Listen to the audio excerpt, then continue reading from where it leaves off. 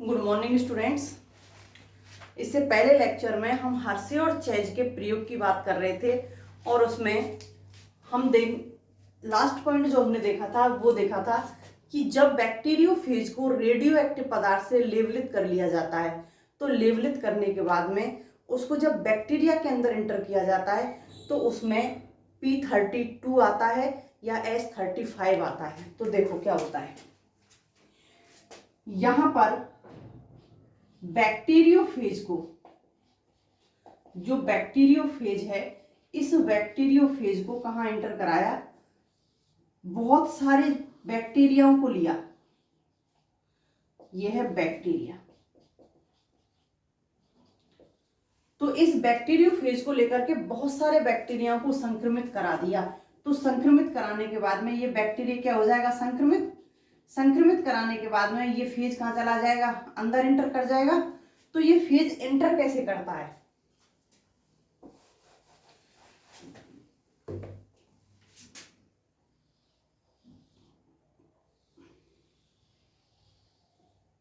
ये bacteria cell है और इस बैक्टीरिया में खुद का क्या है, न्यूक्लियोइड।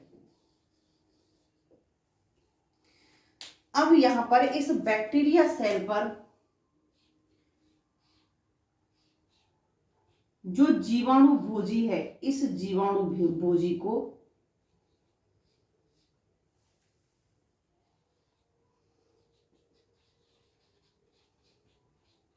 बैक्टीरियोफेज, और ये नीचे क्या उपस्थित है, बैक्टीरिया।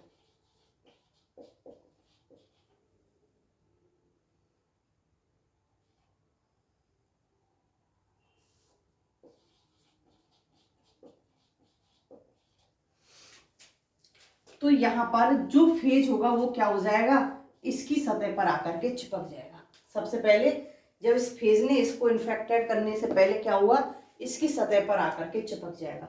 जब इसकी सतह पर आकर के ये चिपकेगा तो चिपकने के बाद में ये जो इसकी टेल है, ये टेल क्या हो जाएंगी, हट जाएंगी।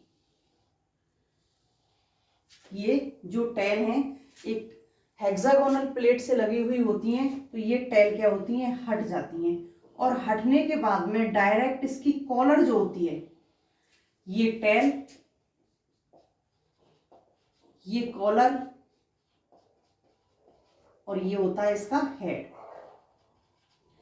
तो यहां पर डायरेक्ट ये कॉलर से टच हो जाएगा, डायरेक्ट कॉलर से यहां पर आकर के ये टच हो जाएगा।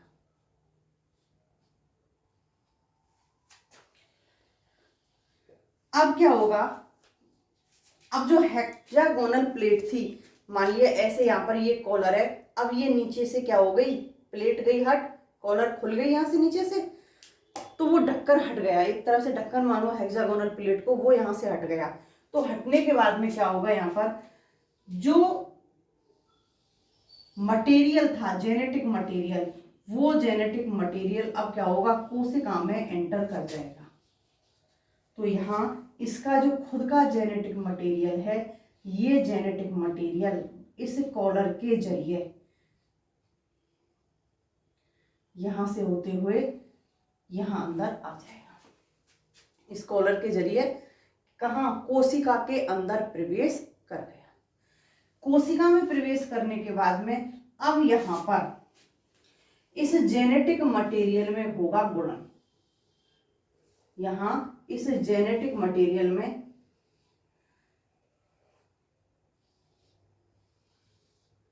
ये इतनी तीव्र गति से रेप्लिकेशन करता है, बहुत ज्यादा तीव्र गति से। तो यहां पर ये अपने ही कणों का निर्माण कर लेगा। सबसे पहले इसके जेनेटिक पार्ट का यहां पर रेप्लिकेशन हो गया, इसने बहुत अधिक मात्रा में अपनी कॉपीज को रेडी कर लिया। जब ये अपनी बहुत अधिक मात्रा में कॉपीज को रेडी कर लेता है तो क्योंकि अब जो बैक्टीरिया का खुद का अपनी सेल पर जो कंट्रोल था, वो कंट्रोल क्या हो गया, हट गया। यहां इस बैक्टीरिया के जीनोम का अपनी कोशिका पर कोई भी कंट्रोल नहीं रहता है। कंट्रोल करने वाला कौन हो गया, यहां पर बैक्टीरियोफेज का डीएनए। तो ये बैक्टीरियोफेज का डीएनए अब इस कोशिका को कंट्रोल करेगा। तो कंट्रोल करेगा तो क्या करेगा, ये इसकी जो प्रोटीन है उसको भी क्या करेगा, अपने ही पार्ट को बनाने के काम आएगा। रेप्लिकेशन करके डीएनए ने तो अपने जैसे डीएनए बना दिए। अब इसको कैप्सिड निर्माण के लिए जो ऊपर वाला पार्ट है जिसको हम हेड कह रहे हैं, ये क्या है, प्रोटीन है। खोल किसका होता है, प्रोटीन का। तो यहां पर प्रोटीन भी तो चाहिए। तो यहां पर इसके जो और प्रोटीन निर्माण की जो चीजें हैं तो उनको ये अपनी प्रोटीन निर्माण के लिए काम मिलेगा। यहाँ पर बैक्टीरिया की प्रोटीन का निर्माण नहीं होकर के इस वायरस की प्रोटीन का निर्माण होगा और यहाँ पर ये अपने कणों का निर्माण करवाएगा। तो यहाँ जब इसके कणों का निर्माण होगा तो यहाँ पर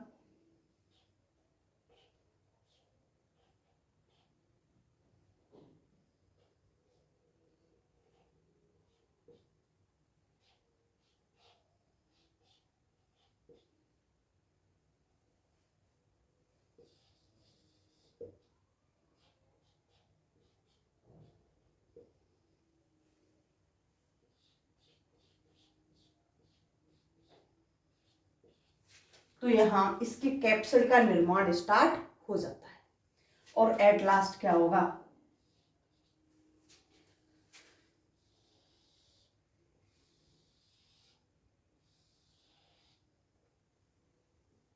इसका खुद का जीनोम पड़ा रहेगा एक कोने में और कंप्लीट यहां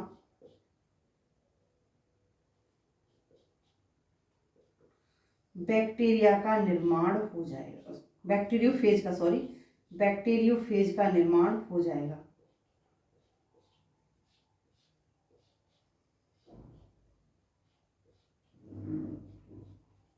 जब इस बैक्टीरियोफेज का यहां पर निर्माण हो जाता है तो इसकी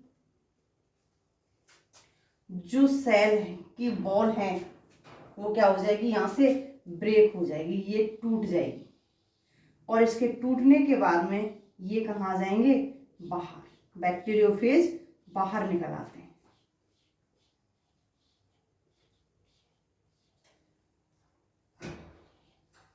जब इन बैक्टीरियोफेज का यहां पर ऑटो रेडियोग्राफी की गई तो यहां पर जो प्रोटीन थी, जो प्रोटीन पार्ट था, इस प्रोटीन पार्ट में क्या उपस्थित होनी चाहिए थी, S35, क्योंकि हमने रेडियो एक्टिव क्या ली थी, S35। और यहां पर जो डीएनए है, इस डीएनए पार्ट में या फिर कहीं इस डीएनए में क्या उपस्थित होना चाहिए था, P32। तो स्टूडेंट्स यहां डीएनए में P32 उपस्थित होता है लेकिन प्रोटीन पार्ट में S35 उपस्थित नहीं होती। केवल डीएनए में जब इसको ऑटो रेडियोग्राफी की जाती है तो केवल फॉस्फोरस, रेडियो एक्टिव फॉस्फोरस ही अंकित होती है, यहाँ पर यही लेबलित होती है, यही यहाँ पर शो होती है, यहाँ S35 शो नहीं होता है। तो इसके आधार पर हर्षे और चेज ने क्या कहा, क्योंकि रियलिटी में जो हो रहा था वो ये था कि जो बैक्टीरियोफेज का हेड पार्ट था, टेल थी, कॉलर थी, ये तीनों की तीनों कहाँ रह गए, बैक्टीरिया कोशिका से बाहर। जो बैक्टीरिया सेल है इस बैक्टीरिया सेल के बाहर रह गए, क्योंकि हमने बैक्टीरियोफेज को जो हर्षे और चेज ने रेडियो एक्टिव माध्यम में लिया था तो यहाँ पर इनका जो प्रोटीन कवर था वो भी क्या हो गया था, रेडियो एक्टिव। तो यहाँ ये रेडियो एक्टिव पार्ट तो कहाँ रह गया, बैक्टीरिया कोशिका के बाहर। अंदर किसने एंट्री की, केवल जीनोम ने। तो जब जीनोम अंदर एंट्री कर रहा है तो जीनोम ने अपना रेप्लिकेशन किया और जीनोम के माध्यम से यहाँ पर ये बैक्टीरियोफेज के कंप्लीट पार्ट का निर्माण हुआ। तो यहाँ केवल और केवल रेडियो एक्टिव फास्फोरस ही प्रदर्शित होता है, ना कि रेडियो एक्टिव सल्फर। और फास्फोरस किसका निर्माण कर रही है, डीएनए का। कहाँ उपस्थित होती है, डीएनए के अंदर। तो हर्षे और चेज के प्रयोग के बाद में ये प्रूफ हो गया कि यहाँ पर जो जेनेटिक मटेरियल के रूप में उपस्थित होता है वो डीएनए होता है, ना कि प्रोटीन। प्रोटीन नॉन जेनेटिक होती है और यहाँ पर डीएनए जो होता है वो कैसा होता है, आनुवांशिक पदार्थ होता है। तो इस आधार पर एट लास्ट ये फाइनल हो गया कि डीएनए क्या होता है, आनुवांशिक पदार्थ होता है। नेक्स्ट यहाँ पर प्रयोग किया गया कि आरएनए आनुवांशिक पदार्थ होता है या नहीं। तो यहाँ आरएनए को आनुवांशिक पदार्थ के रूप में सिद्ध किया गया। तो ये जो आरएनए जो पाया जाता है, आरएनए यहाँ पर जिन कोशिकाओं में पाया जाता है वो होती है प्लांट से, प्लांट वायरस। जो प्लांट वायरस पाए जाते हैं यहां पर जेनेटिक मटेरियल के रूप में आरएनए होता है। कुछ एनिमल सेल भी होती हैं, कुछ एनिमल सेल भी होती हैं और कुछ बैक्टीरियोफेज भी होते हैं, सभी नहीं, कुछ बैक्टीरियोफेज भी होते हैं जिनके अंदर आरएनए क्या मिलता है, जेनेटिक पदार्थ के रूप में पाया जाता है। प्लांट सेल में तो होता ही आरएनए है। वायरस जो होते हैं, प्लांट वायरस जो होते हैं, उन प्लांट वायरस के अंदर यहाँ पर जेनेटिक मटेरियल के रूप में आरएनए ही पाया जाता है। तो इस चीज को यहाँ पर सिद्ध करने के लिए इसके पक्ष में जो प्रमाण दिए गए थे, पक्ष में प्रमाण, तो यहां पर जो प्रैक्टिकल हुआ था वो प्रैक्टिकल हुआ था टीएमबी के ऊपर, टोबैको मोजैक वायरस। टीएमबी क्या है, टोबैको मोजैक वायरस, जो किसको संक्रमित करता है, तंबाकू को। ये तंबाकू को संक्रमित करता है। और जो ये टीएमबी होता है, इस टीएमबी के अंदर जो न्यूक्लियोटाइड होता है, ये न्यूक्लियोटाइड 6500 न्यूक्लियोटाइड होते हैं, वो न्यूक्लियोटाइड पाए जाते हैं यहाँ टीएमबी में 6500 न्यूक्लियोटाइड पाए जाते हैं।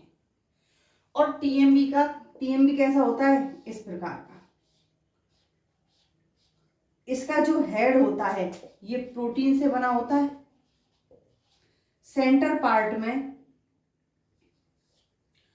यहां पर आरएनए उपस्थित होता है और आरएनए भी कैसा होता है, सिंगल स्ट्रैंडेड आरएनए पाया जाता है। यहाँ पर आरएनए सिंगल स्ट्रैंडेड, एक रज्जु की आरएनए पाया जाता है, जो सेंटर में प्रोड के रूप में उपस्थित होता है, प्रोड के रूप में।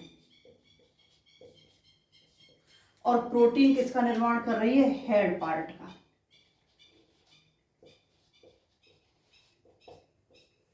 क्योंकि बाकी सारा पार्ट, हेड, कॉलर, टेल, सभी किसकी बनी होती हैं, प्रोटीन की बनी होती है। हेड पार्ट ही नहीं, कंप्लीट बॉडी ही यहाँ पर किसकी बनी होती है, प्रोटीन की। और प्रोटीन के कैप्सोमियर होते हैं, ये कैप्सोमियर। ये कैप्सोमियर जुड़ जुड़ करके किसका निर्माण करते हैं, हेड पार्ट का यहाँ पर निर्माण कर लेते हैं। तो यहाँ पर जो प्रोटीन खोल है, उस प्रोटीन खोल के अंदर क्या उपस्थित है, यहाँ आरएनए उपस्थित है। अब यहाँ पर क्या करते हैं कि जो ये टीएमबी सेल है, यहाँ पर जो टीएमबी सेल है, इस टीएमबी सेल का कराते हैं गुणन। गुणन करा के इसकी हमको बहुत सारी कॉपी मिल जाएंगी। गुणन करा करके बहुत सारी इसकी हमको कॉपी मिल जाएंगी। अब गुणन कराने के बाद में यहाँ क्या करते हैं कि इस टीएमबी में से प्रोटीन पार्ट को अलग कर लेंगे। जो प्रोटीन पार्ट है, इस प्रोटीन पार्ट को तो अलग कर लेंगे। और जो अंदर का सेंट्रल पार्ट है, सेंट्रल पार्ट किसका है, आरएनए का, और आरएनए को यहां अलग कर लेंगे। प्रोटीन को हमने अलग कर लिया और आरएनए को हमने यहां पर अलग कर लिया।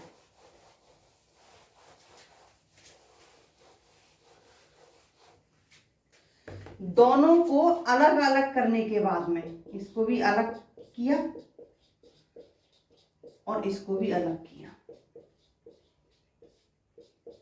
दोनों को सेपरेट कर लिया। अलग करने के बाद में जो तंबाकू की स्वस्थ लीव थी,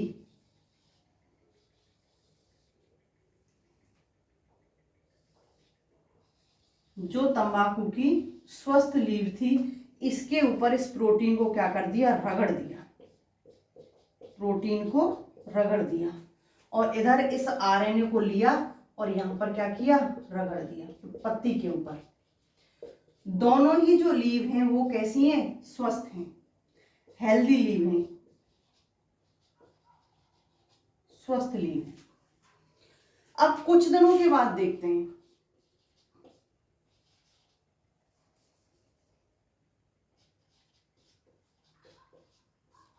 कुछ दिनों के बाद में क्या देखते हैं कि यहां पर जिस लीफ पर हमने प्रोटीन को रगड़ा था, अलग नहीं किया है, ये लीफ प्लांट से ही जुड़ी हुई है, अलग करेंगे तो क्या होगा, सूख जाएंगी, क्या इन्फेक्शन होगा इनमें, प्लांट से ही जुड़ी हुई है। जिससे हमने प्रोटीन को रगड़ा था वो लीफ कैसी थी, स्वस्थ, उनके अंदर कोई भी इन्फेक्शन नहीं हुआ, तो यहां संक्रमण नहीं हुआ, संक्रमण नहीं। स्वस्थ लीफ के यहाँ प्रोटीन वाले पार्ट को जहां रगड़ा था उस प्लांट की लीफ में कोई भी संक्रमण नहीं हुआ। लेकिन जहां पर हमने आरएनए को रगड़ा था इस प्लांट में, यहां इस प्लांट में क्या हो गया,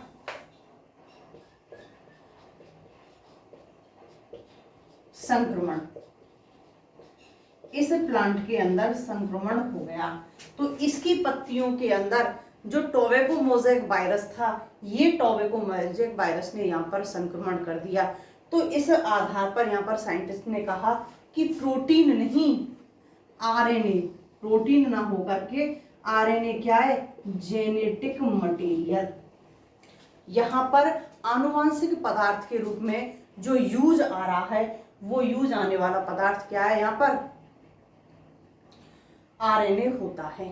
तो इस आधार पर यहाँ जो डीएनए और आरएनए दोनों ही पदार्थ थे, इन दोनों ही पदार्थों को एज ए जेनेटिक मटेरियल के रूप में प्रूफ कर दिया गया कि जो कोशिकाओं में, प्रोकैरियोटिक कोशिकाओं में डीएनए जेनेटिक मटेरियल के रूप में पाया जाता है और आरएनए नॉन जेनेटिक मटेरियल के रूप में होता है। लेकिन जो प्रोकैरियोटिक कोशिकाएं होती हैं, यूकैरियोटिक कोशिकाओं में तो दोनों ही उपस्थित होते हैं, डीएनए भी उपस्थित होता है यूकैरियोटिक कोशिकाओं में,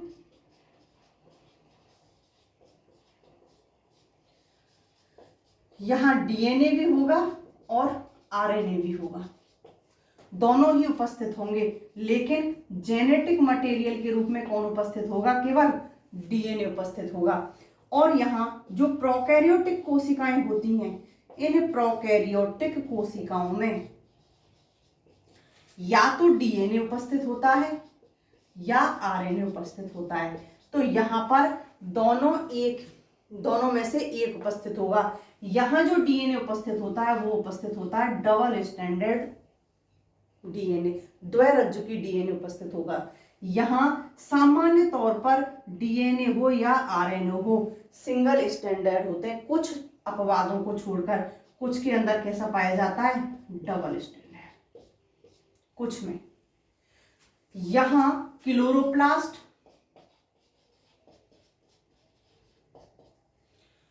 और माइटोकॉन्ड्रिया, इन दोनों में कैसा मिलता है डीएनए, सिंगल स्टैंडर्ड वृत्ताकार, यूकैरियोट के समान। तो यहाँ पर क्लोरोप्लास्ट में और माइटोकॉन्ड्रिया में सिंगल स्टैंडर्ड वृत्ताकार मिलता है, इसको छोड़ दो और सभी के अंदर जो डीएनए मिलेगा वो कैसा मिलेगा, डबल स्टैंडर्ड मिलेगा, द्विरज्जुकी मिलता है यूकैरियोटिक सेल में। और प्रोकैरियोटिक सेल में अधिकतर मिलता ही सिंगल स्टैंडर्ड है, या तो डीएनए होगा या आरएनए होगा। कुछ अपवादों को छोड़ करके कुछ के अंदर डबल स्टैंडर्ड मिल जाता है। जो एनिमल सेल्स होती हैं वहां अधिकतर डीएनए पाया जाता है और प्लांट सेल में आरएनए जेनेटिक मटेरियल के रूप में पाया जाता है। मिलते हैं तो स्टूडेंट्स नेक्स्ट वीडियो में।